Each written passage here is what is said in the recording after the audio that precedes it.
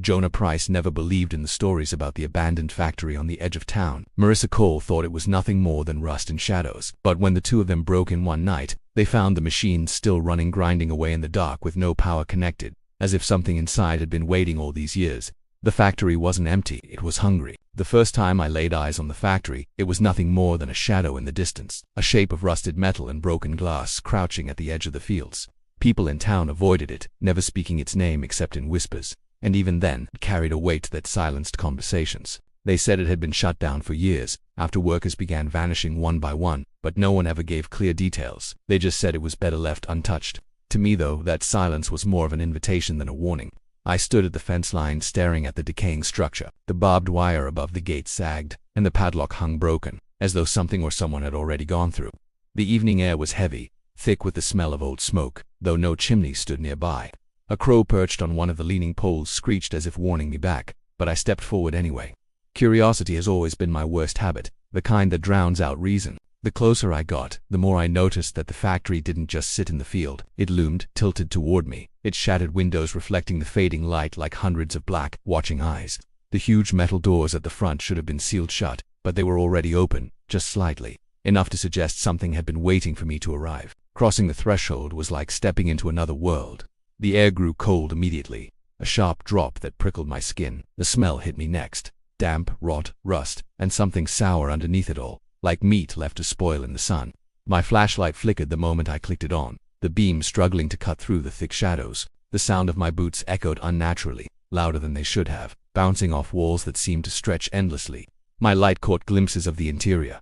Towering machines coated in grime, conveyor belts, frozen mid-motion tools scattered across the floor as if workers had dropped them and fled in panic. There were signs of life, but not the kind I wanted to find. That's when I noticed the floor. It wasn't smooth, with dust the way an abandoned building should be. The dust had been disturbed. Footprints pressed deep into the dirt stretched in uneven trails, weaving through the corridors. But they weren't human. Each print was wide, with too many toes, long and uneven. Some pressed so hard that they had cracked the concrete beneath. I froze, staring at them, my breath trapped in my throat. I told myself there had to be animal tracks, maybe dogs, maybe something wild that had wandered in. But there was nothing natural about their shape. The longer I looked, the more wrong they became, as if they had been left by something pretending to walk like a person but failing to get it quite right. I wanted to turn back, but my body betrayed me. My legs carried me deeper, every step scraping echoes through the darkness. The walls on either side of me grew narrow, closing in, their bricks lined with streaks of black. Not just dirt but thick smears that glistened faintly under the beam of my light.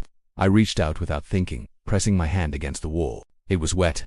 I pulled back quickly, my palm coated in something slick that clung to my skin. It smelled like oil, but heavier, fouler, like it had been inside something living.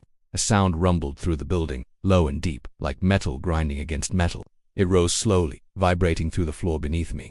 I aimed my light ahead, and in the distance, I saw sparks. A machine had stirred to life, its belts twitching, gears grinding as though it had only been sleeping. The sound built into a terrible rhythm, and I realized it wasn't just one machine. Something deeper inside was waking up too. I took a step back, my chest tightening. The air felt heavier, thicker, like the whole factory was breathing in time with me. The machines weren't supposed to run. There was no power connected to this place. And yet, they groaned and rattled as if summoned by my presence. My flashlight flickered again, and in that brief dimming I thought I saw movement at the far end of the hall, a shape tall and narrow, just for a moment before vanishing into the dark. I told myself it was a trick of the light. I had to believe it was, or I'd lose control completely. Then, just as quickly as it started, the grinding stopped. Silence rushed back in, pressing against my ears until I could hear the pounding of my heart.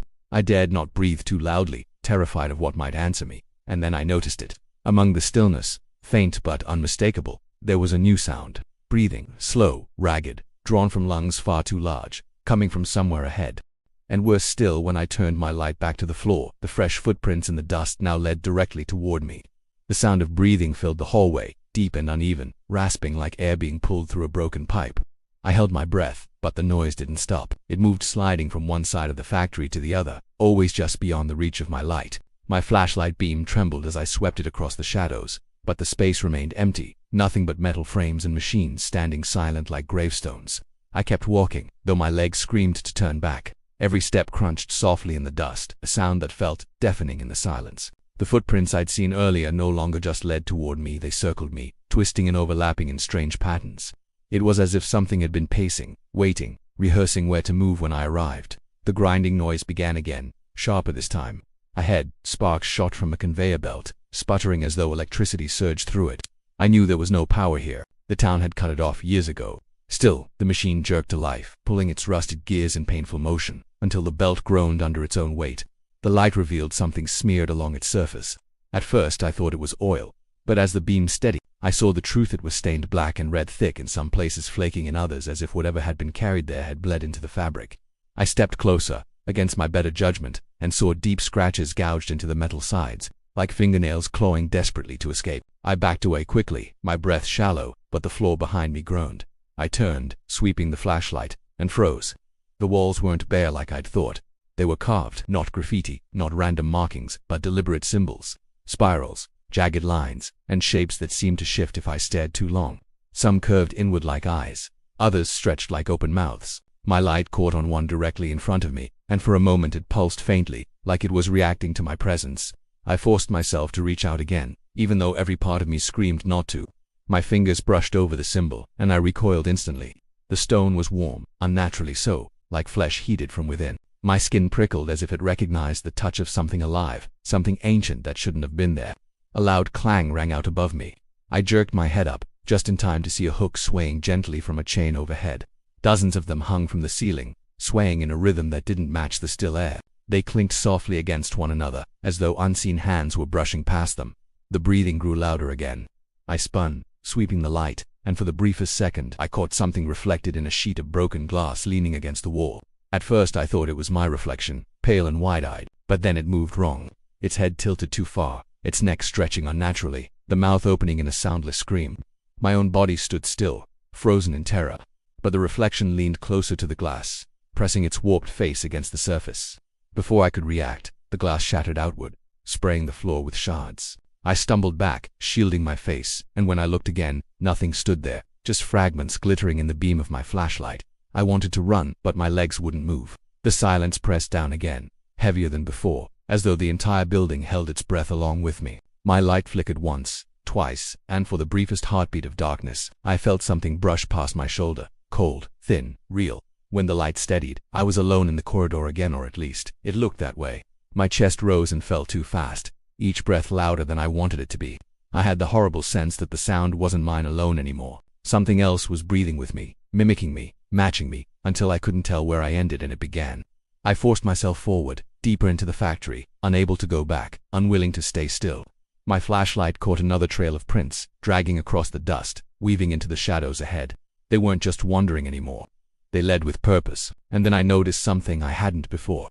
Against the wall, faintly glowing where the symbols were carved, words had been scratched into the stone. They weren't in a language I understood, but the letters twisted as I looked at them, rearranging, bending, until for just an instant, they formed something clear in my own tongue. It said, "You're already inside." The light flickered again, and this time, when the dark fell, I wasn't sure it was ever going to leave. I moved quickly now, though every step felt heavier, as if the air itself wanted me to stay. The factory seemed endless, its holes looping and twisting in ways that didn't match the shape of the building from the outside. My flashlight beam cut through the dark, but it felt weaker than before, swallowed by the shadows instead of piercing them. The silence had weight, pressing against my ears until I thought I'd go deaf from the absence of sound. I turned a corner and almost tripped over something lying across the floor. My light steadied and I saw a line of lockers pushed against the wall. Their doors were bent inward, warped as if they had been struck from the inside. I crouched, pulling one open with effort. The hinges groaned, and a sour smell wafted out. Inside hung a worker's uniform, its once blue fabric mottled with dark stains. I reached for the name tag pinned to the collar, but the letters had been scratched away until the surface was nothing but gouged plastic. It was deliberate, violent, as though someone wanted to erase whoever had once been here. I closed the door and stepped back, but the sound of the locker groaning didn't stop. I turned, my stomach tightening, as another door creaked open on its own, and another. One by one, the lockers shuddered and clanged as though something inside was trying to push its way out. I stumbled away, nearly dropping the flashlight, and hurried down the hall before I could see what might emerge. The corridor widened into a chamber, and I found myself standing at the entrance of what looked like a workshop. Long tables stretched across the room, cluttered with rusted tools and twisted scraps of machinery. The air was thick with the stench of oil and something older, something sour and decayed. My light moved across the tables and my chest tightened when I saw what had been built here. They weren't machines. Not entirely. Some were shaped like torsos, stitched from metal plates, wires dangling where veins should have been. Others had arms ending in clawed grips, their joints bent at angles no human limb could match. A few lay slumped across the tables, their faces, if I could call them faces, half-finished, jawlines bolted into place, sockets carved where eyes should have been. They were mockeries of people, built from steel and scraps, but the worst part was how close they came to looking real. Above the tables, the walls were lined with photographs pinned haphazardly, curling at the edges with age. I stepped closer, holding the beam steady. There were portraits of workers, men and women in uniforms, smiling faintly in that stiff, posed way old photographs always captured, but their eyes had been scratched out, their mouths slashed through with deep cuts. My stomach churned as I realized some of the machines resembled the shapes of the people in the photos, a shoulder here, a jawline there. It was as though someone had tried to rebuild them, piece by piece, until only a hollow imitation remained. A sound broke through the silence, a faint hum, low at first but rising like static. I froze, scanning the tables. One of the machines twitched, a jerking shudder that rattled bolts across the floor. Then another moved, its head snapping upright with a sharp metallic crack. One by one they stirred, limbs twitching, jaws grinding as though invisible strings pulled them awake. I stepped back toward the door, my hands slick with sweat on the flashlight, my heartbeat pounding in my throat. The machines turned toward me, slowly, unnaturally, their sockets glowing faintly with a red ember light. I knew they couldn't see me, but I felt their gaze all the same, heavy and burning, as if they knew I didn't belong here. The hum grew louder, vibrating through the floor, until it was no longer a sound but a pulse inside my bones. The door slammed shut behind me with a force that shook the room, sealing me inside. I spun, clawing at the handle, but it didn't budge. My light whipped back across the room, and the machines were no longer slumped. They had risen, standing stiffly, shuffling toward me with jerks and twitches, their movements clumsy but relentless. Their hollow sockets glowed brighter now, burning like tiny furnaces. And I understood that they weren't just machines left behind. They were built from what had been taken, from the people who had once worked here. The scratched-out names, the ruined photos, the uniforms, the factory hadn't forgotten them, it had remade them. The nearest one staggered forward, its clawed hand scraping across the concrete floor, leaving sparks in its wake. My back hit the wall, nowhere left to go. My breath came in quick bursts, loud in the stale air, and the hum deepened until it sounded less like a machine and more like a heartbeat. And then they all stopped moving at once. The silence was worse than the noise. Every figure froze mid-step, their heads tilted slightly as though listening to something I couldn't hear. Then, in perfect unison, their jaws opened wide. No sound came out, just a stretch of silence so sharp I felt it in my teeth. And then, without warning, the light bulbs overhead flickered on, bathing the room in a sickly yellow glow. The machines were closer than they had been before, much closer. The yellow light buzzing overhead filled the room with a sickly glow, exposing every grim detail I had tried to keep hidden in the shadows. The machines, those broken imitations of people, stood frozen in place, their sockets burning faintly like dying embers. The sudden brightness made their features worse, not better. What I had mistaken for unfinished metal faces were mixed with things that should never have been there: stretched pieces of skin clamped under bolts, strands of hair woven into steel frames, fragments of teeth embedded in iron jaws. They weren't only machines, they were built from people. The hum that had been rising in the air softened into silence, but I no longer trusted the quiet. The machines stood unnaturally still, their heads tilted as if waiting for some signal. My body screamed at me to move, and I did, edging toward the ladder bolted against the far wall. My flashlight swung wildly in my grip, its beam bouncing across the grotesque faces that never looked away from me. I climbed, the rungs groaning under my weight, flakes of rust falling into my hair and eyes. My palms slipped with sweat, but I forced myself up, until I reached the catwalk above. It rattled under my boots as though it hadn't been touched in years, but it held. Below me the machines had not followed. They only stared, heads tilted back, jaws hanging open in that soundless scream. From the catwalk, the factory stretched out before me like a living map. Vast metal vats lined the floor, some filled with liquid so dark I couldn't see the bottom. Conveyor belts coiled like veins, running between piles of rusting scrap and skeletal machines. Broken cranes dangled overhead, their hooks swaying though no wind touched them. And then I saw them. Not machines, not quite human. Dozens of figures moved below, scattered across the floor. Their motions were stiff, jerky, like puppets pulled by strings that weren't there. Some staggered under the weight of heavy chains and tools bolted into their flesh. Others carried parts of machines on their backs, their spines bending at impossible angles. Their faces were pale, stretched thin, lips sewn closed or mouths torn to wide. These weren't workers anymore. They were what the factory had left behind. My stomach churned as I realized how many of them there were. Too many to count, all of them shuffling in slow circles, their movements forming strange repeating patterns like some ritual that had been going on long before I arrived. And then they stopped. Every single one of them froze at the exact same moment. Their heads turned, not to each other, not to the floor, but to me. Even from this distance, I felt the weight of their attention, heavy and suffocating, pressing into my chest like a physical force. My body locked in place. My light shook in my hand, scattering across their lifeless faces, and every single one of them lifted their heads in unison.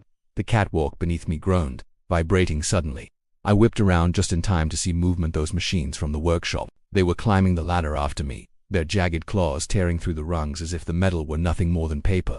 The sound of screeching iron filled the air as sparks rained down below. I bolted, running across the catwalk, the whole structure shaking violently under my weight. My flashlight beam jumped ahead, cutting through dust that swirled like smoke. At the far end, a door hung slightly open, a faint strip of light spilling out. It was the only way forward, and I ran for it, the pounding of heavy footsteps echoing behind me as the machines closed in. The catwalk swayed under me, one bolt snapping loose with a scream of metal. I lunged the last few feet and shoved the door open, stumbling inside. My light swept across the new space, and I froze in horror. It was an office, or at least it had been once. Now the walls were lined with shelves stacked with skulls, rows of them, balanced neatly as if they were records stored in a library. Bones littered the floor, some broken, some cracked, some still bearing the ragged edges of torn flesh. Chairs sat pushed against the walls, each one holding a skeleton slumped in permanent silence, their hollow sockets fixed on the desk at the center of the room. On the desk lay scraps of paper, scattered and torn, each covered in the same twisting symbols I had seen carved into the walls. The ink was thick, almost tar-like, and some of it had smeared across the wood as though written with shaking hands. My stomach dropped when I saw the words. For a moment, the symbols rearranged themselves, bending and twisting, until I could understand them. They said, "One becomes many. Many become the factory." The air grew colder. My breath came in pale clouds as I stood trembling, the catwalk outside still groaning with the weight of the things climbing toward me. I knew I had no time, but I couldn't stop staring at the desk, at the symbols that pulsed faintly like veins under skin. The bones rattled around me, chairs creaking as if something unseen had shifted. I backed toward the window at the far side of the office, its glass blackened with grime. My flashlight beam hit it, and for a moment, I saw my own reflection staring back wide-eyed, terrified. But then it smiled, and I realized my reflection wasn't copying me at all. The smile in the window didn't belong to me. My lips were tight, trembling with fear, but the reflection grinned wide, teeth too many, mouth stretched too far. Its eyes glowed faintly, pale and unnatural, and they locked onto mine with a hunger that made my chest tighten. I stumbled backward, my flashlight beam shaking, scattering across the office walls. When I looked again, the reflection leaned closer, pressing its palm flat against the glass. The window cracked beneath its hand, thin lines spread outward, crawling like veins across the surface. I couldn't breathe. Every part of me screamed to run, but my legs refused to move. The reflection tilted its head, mocking my terror, then pushed harder. The cracks deepened, glass trembling, rattling in the frame. My light flickered, the bones on the floor rattling in unison, as though something in the room was cheering it on. With a violent snap, the glass gave way. Shards scattered across the desk, and the reflection stepped through. Only it wasn't me anymore. It was taller, thinner, its limbs stretched too long, its head tilted at a wrong angle. The grin on its face cut across too wide, splitting into something more like a wound than a smile. I stumbled back until my spine hit the shelf behind me, skulls clattering to the floor around my feet. The thing that had once been my reflection moved closer. It stepped silent, smooth, unnatural. Its eyes burned faintly like the machines downstairs, empty yet alive, pulling me in. My lungs seized, every breath shallow and sharp, as if the air itself had turned against me. It reached out, its hand impossibly cold, fingers too thin, joints bending the wrong way. When its palm pressed against my chest, I thought my heart would stop. The room seemed to collapse inward. The walls groaned, the symbols carved into the paper and stone glowing faintly, pulsing with each beat of my terrified heart. I felt it inside me, something crawling beneath my skin, spreading through my veins like wires winding themselves into place. The bones around me rattled louder, chairs scraping the floor, skeletons shifting as if waking from a long sleep. I tried to scream, but no sound came out, just the hollow rasp of my breath matching the hum I had heard earlier in the factory. The reflection leaned closer, its face nearly touching mine, and though its mouth didn't move, I heard something inside my head. Not words exactly, just a single idea, clear and undeniable. "You are not leaving." The pressure on my chest grew unbearable, and then, just as suddenly, the figure stepped back. My legs gave out, and I collapsed to the floor, gasping, clutching at my ribs, as though I could hold myself together. My flashlight rolled away, its beam spinning wildly across the office. In one flash of light, I saw the shelves. The skulls weren't still anymore. Their jaws had dropped open, wide and silent, all of them staring at me. In another flash, the desk had changed. The papers weren't scattered symbols anymore. They were photographs, workers lined up in neat rows, their faces scratched out, their bodies already half-machined. One photograph lay on top, fresh and unblemished. My own face stared up from it, already marked with faint lines as if someone had begun to carve me into the factory's design. The air shifted, colder still. The sound of footsteps echoed outside the office door, heavy and dragging, dozens of them moving closer. I crawled toward the window, glass crunching under my palms, desperate for an escape. Outside, the factory floor stretched endlessly, the figures still moving in their strange, ritualistic circles, but when my light swept across them, they all froze again. Every single head turned upward, toward the office window. My heart stopped. I knew they weren't looking at me anymore. They were looking at what stood behind me. I turned slowly, every nerve in my body screaming. The reflection still stood there, its grin wider, its sockets burning brighter. But now, behind it, the office walls rippled, symbols glowing so fiercely they bled light into the room. The shelves shook, bones collapsing into heaps. The desk split down the middle as if crushed by invisible weight. And then everything went still. The reflection didn't move closer this time, it just stood, staring, its grin etched into my mind. I felt something tear inside me, not physically but deeper, as though the factory had marked me, claimed me. My flashlight sputtered once more, its final flicker casting the room into shadow. In that last sliver of light, I saw the truth. The reflection wasn't alone anymore. Dozens of faces stared out from the walls, pressed against the surface as if trying to break free. Some were twisted versions of the photographs I'd seen, some half-machined, some half-human, but all of them smiling the same impossible smile. The light died, the room went black, and in the dark, I finally understood. I hadn't discovered the secret of the factory. I had become part of it,